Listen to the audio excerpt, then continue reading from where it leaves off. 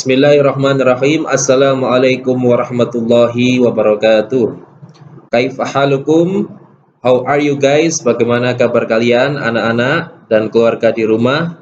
Semoga tetap semangat, tetap sehat, dan tetap dalam lindungan Allah Subhanahu wa Ta'ala, menjalani ibadah puasa dengan riang gembira dan mencapai derajat orang-orang yang bertakwa.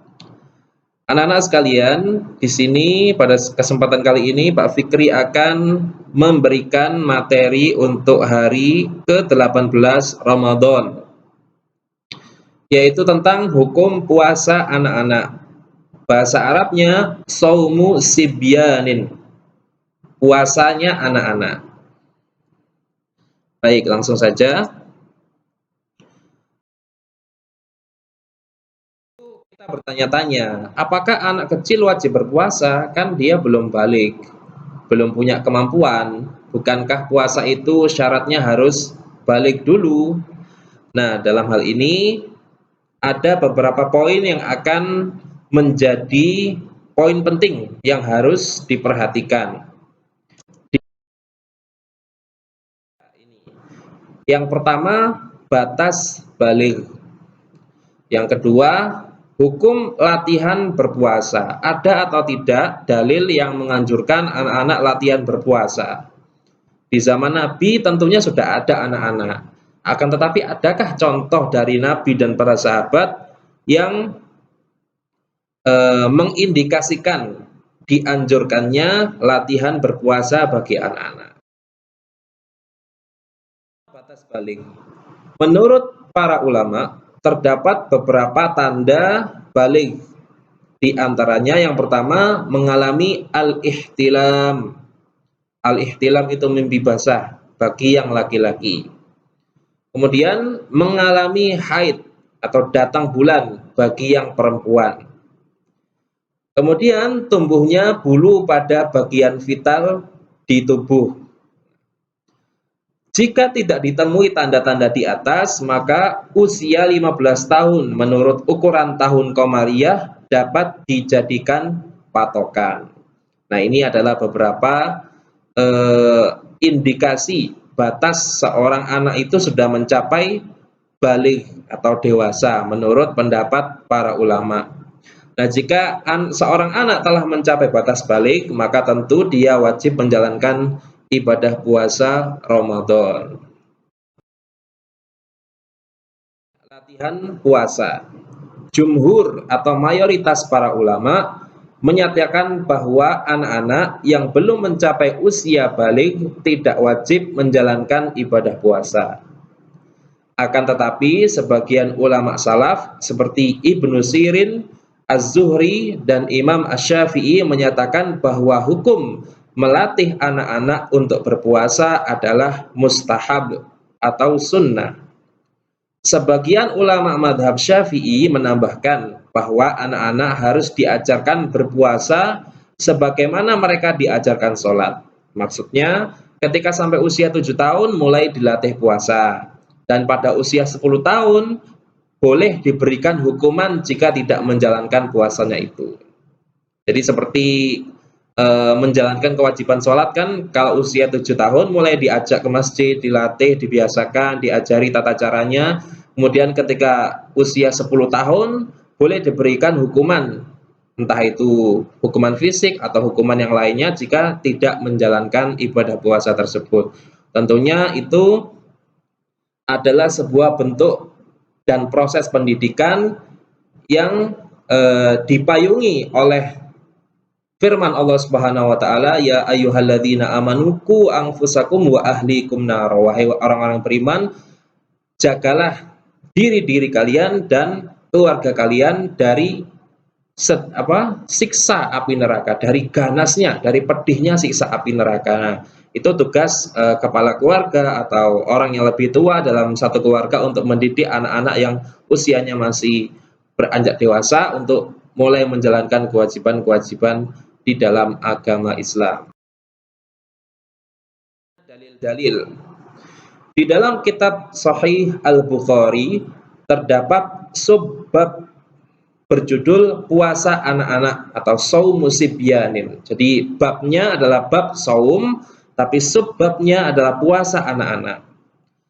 Dalam subbab tersebut, Imam Al-Bukhari menyebutkan satu athar atau perkataan sahabat dan satu hadis terkait dengan puasanya anak-anak. Nah, yang pertama ini kita sebutkan athar atau perkataan sahabat. Qala Umar ibn al-Khattab radhiyallahu ta'ala anhu liniswanin fi Ramadan wailak wasibyanuna siyamun fadarabahu. Artinya, suatu ketika Khalifah Umar bin Khattab ketika beliau menjabat sebagai pemimpin negara mendapati ada orang-orang yang mabuk di bulan Ramadan. Jadi beliau belusuan ke rumah, mungkin ke daerah-daerah tertentu, kemudian beliau mendapati ada orang kok mabuk-mabukan padahal ini bulan Ramadan. Maka beliau memarahi mereka dan berkata, celaka kalian, bagaimana bisa kalian mabuk-mabukan padahal anak-anak saja berpuasa. Kemudian beliau menghukum mereka dengan hukuman cambuk.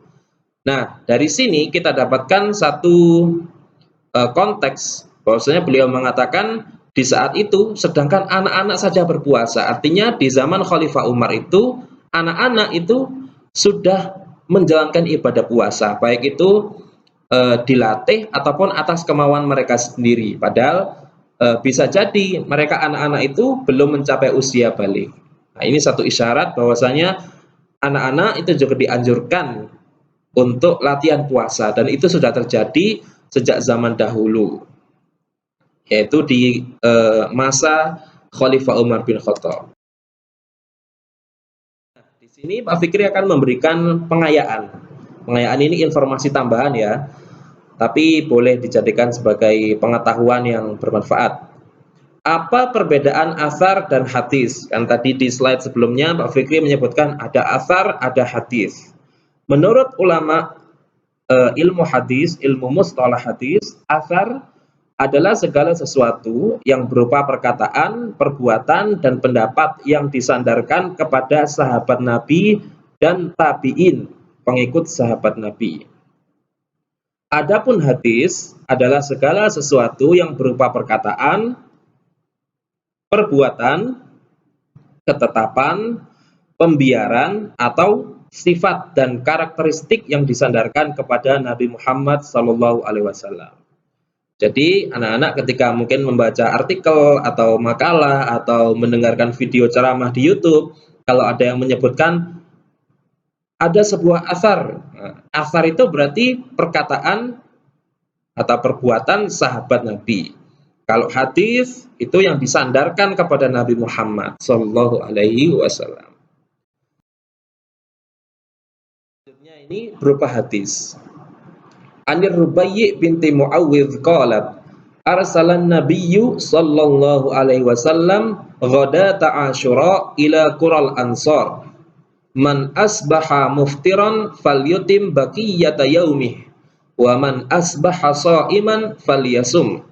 Qalat fakunna nasumu wa nusawwimu sibyanana wa naj'alu lahumul la'bata minal ihni fa idza baka ahaduhum 'ala at-ta'ami a'taynahu dzaka hatta yakunu 'indal iftar.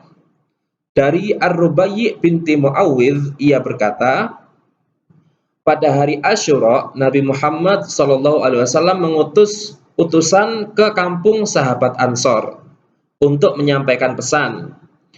Pesannya apa? Siapa yang tadi pagi makan, maka hendaknya ia puasa di sisa hari ini. Ya mungkin ini ceritanya harinya sudah agak siang gitu ya. Kemudian Rasul memberikan pesan, siapa yang tadi pagi sarapan atau makan, maka hendaknya di sisa hari ini dia puasa. Dan barang siapa yang sudah berpuasa sejak pagi, maka hendaknya ia lanjutkan. Hari itu kami berpuasa. Ini kata sahabat Ar-Rubayyi binti Muawwidh ini ya. Dan kami mempuasakan anak-anak kecil di antara kami. Kami sediakan mainan yang terbuat dari kain. Sehingga apabila ada salah satu dari mereka, yaitu anak-anak tadi menangis karena lapar, kami berikan mainan itu agar ia terlupa, dan kami melakukannya hingga waktu berbuka puasa tiba. Nah, di sini bisa kita dapati dua hal, yaitu pertama fakta bahwasanya di zaman Nabi ada sahabat yang mempuasakan anak-anak kecil, itu melatih anak-anak berpuasa. Jadi walaupun mereka belum balik, tapi sudah dilatih berpuasa. Kemudian yang kedua, ada metodenya. Metodenya itu yang digunakan oleh para sahabat ini dengan menyediakan mainan, di mana anak-anak itu ketika teringat bahwasanya dia lapar, butuh makan, nah maka anak-anak itu dikasih mainan itu agar dia terlupa, kemudian lanjut sampai waktu berbuka puasa. Nah, hadis ini menjadi dalil bahwasanya boleh menyediakan hadiah. Jadi orang tua menyediakan hadiah atau mainan untuk anak-anak agar mereka mau latihan puasa, sebagaimana disebutkan dalam hadis ini. Nah, kesimpulan pertama, anak-anak yang belum mencapai usia balik secara hukum fikih tidak wajib puasa. Kemudian setidaknya ada 4 tanda-tanda anak memasuki usia balik. Nanti bisa dicek di slide yang sebelumnya ya, bisa diputar balik videonya. Kemudian latihan puasa dianjurkan untuk melatih dan membiasakan anak-anak berpuasa. Latihan puasa menurut beberapa ulama salaf hukumnya mustahab atau sunnah. Sejak zaman Nabi, para sahabat sudah biasa melatih anak-anak kecil berpuasa. Kemudian terakhir, boleh memberikan mainan dalam usaha melatih anak-anak berpuasa. Baik, selanjutnya untuk worksheet dan refleksinya Pak Fikri lampirkan di PDF, nanti kami berikan di Voxa.